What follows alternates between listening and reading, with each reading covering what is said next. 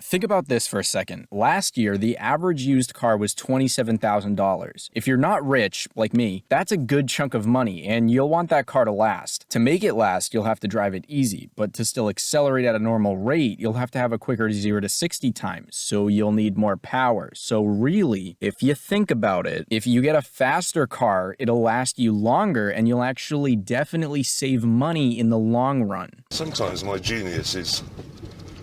it's almost frightening. So to help you all reach financial freedom as soon as possible, here are 9 of the fastest American cars for at or under 30K. Let's get into it.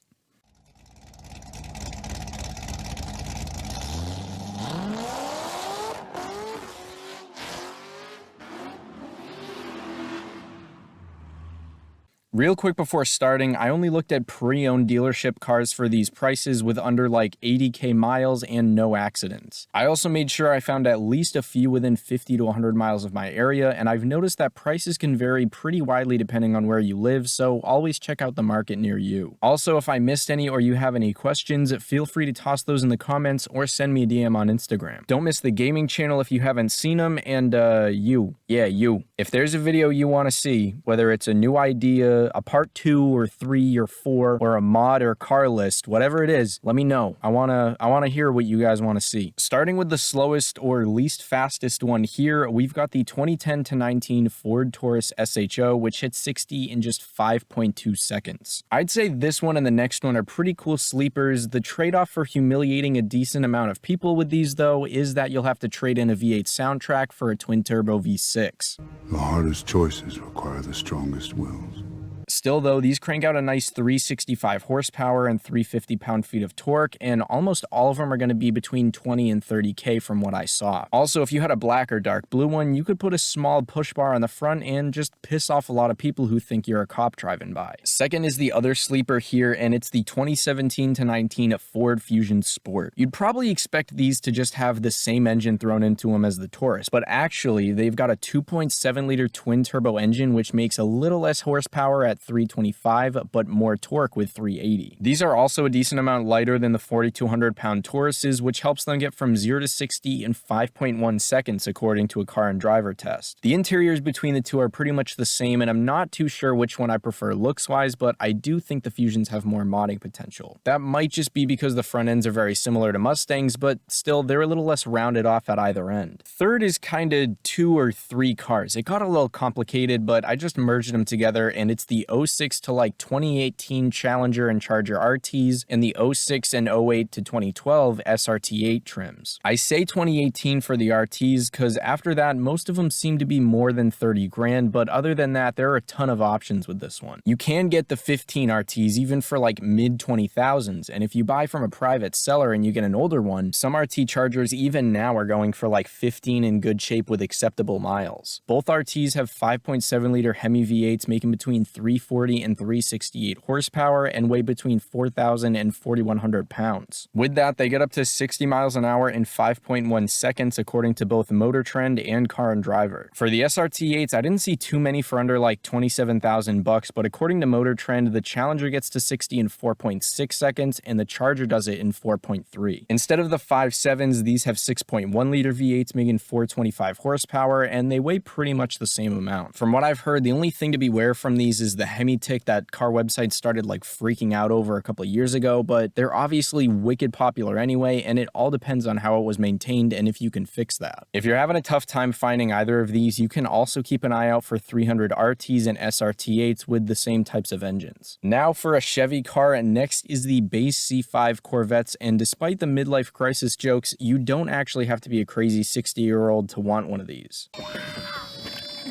Sadly, the Z06 versions have gotten a little too expensive to make it on the list, but these base ones hit 60 in 4.8 seconds, weighing only 32 to 3,300 pounds and making 350 horsepower and torque. Depending on the year, mileage, and options, they can be as cheap as $17,000 at a dealership or upwards of the 30K mark. Next is one that could surprise a few of you speed-wise, and it's the 05 and 06 Pontiac GTOs with a 4.7 second 0 to 60. They also made these in 2004, but those had LS1s that made 350 horsepower instead of the 400 horsepower LS2s in the later years. The 04 model still hit a good 5.3 second time with less horsepower, and they're a little cheaper at around 20k. The newer ones are like 25 grand or more, but either option really is an awesome option. Let me know if I'm the only one who thinks this, but for some reason I feel like these GTOs are kind of something special, and I'm not positive why. I think they're cool, but not the coolest. I think they sound good, but some other V8s sound better, and just because of my personal taste, I'd buy other cars before I buy these. It could partially be from the rarity compared to other muscle cars here, but overall, I think they're pretty badass. Moving on to the second half of the list, and number 6 is the Gen 1 CTSVs with another 4.2 0 to 60 time. The 04 and 05 trims of these had LS6s, while the 06 and 7s had the LS2s. Both engines made the same horsepower, but the LS2s had a wider torque band, being 6 liters instead of 5.7, so they decided to make the switch. Unfortunately though, these weren't super easy to find for sale at dealerships, but it is a little easier to find them with private sale. I was seeing ones with good mileage for between like 16 and 24 grand, but higher mileage ones can be found for cheaper. If you really like these, you could also keep an eye out for the slightly cheaper supercharged STSVs that hit 60 in just 4.8 seconds and were actually what I found to be the best horsepower per dollar car you can get about a year ago. I personally don't think the STSs look as good, and they are heavier at 4,200 pounds.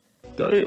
Third to last, we've got the 2010 to 15 Camaro SSs with a 4.6 to 4.8 second time. These all have 6.2 liter V8s, but the manuals have LS3s and the autos are called L99s. The L99 is pretty much just an LS3 with 400 horsepower instead of 426, and it's got cylinder deactivation for better mileage. But it seems like at the time they were developing the cylinder deactivation, it was pretty bad for the engine, so a lot of people kind of hate it. These seem to be going for $23,000 to $30,000, which to me is a little surprising because I feel like they were around that much even before prices went up, but I guess no complaints here. Even just a year ago, I'd probably have a different opinion about this, but right now, I'd probably end up taking one of these if I had my choice of any of the cars here, because I've heard a lot of insane sounding ones. I think GM did a great job styling these, and there's some pretty good modding potential. As a downside, I'm not a huge fan of the interior layout, but that's kind of all Camaros for me. It's just a taste thing. Especially for the top like 3 cars on this list though, these are some of the best budget bang for your buck muscle cars there are. Second to last is another very popular one, and it's the 11 to 14 Mustang GTs with 412 to 420 horsepower 5-liter Coyote engines. The refresh from the original S197 Mustangs came in 2010, but for that year Ford still used the 4.6 liter V8s before changing to the Coyotes in 2011. With the newer 5.0, these were able to jump from 0 to 60 in 4.5 seconds. Style and minor adjustment wise, the 2013s and 14s were updated too, and personally, I've never been able to tell which one I think looks better. The 13s are a little more popular and get more recognized, but when they're modded, I'd say the 11s look meaner and have a better front end shape. From what I saw, the cheapest of these with lower miles are around $24,000, and the price can go up past 30k, so pretty much the same price as the Camaros too. And for the final car, it's definitely the one we all knew would be here. This one's no surprise.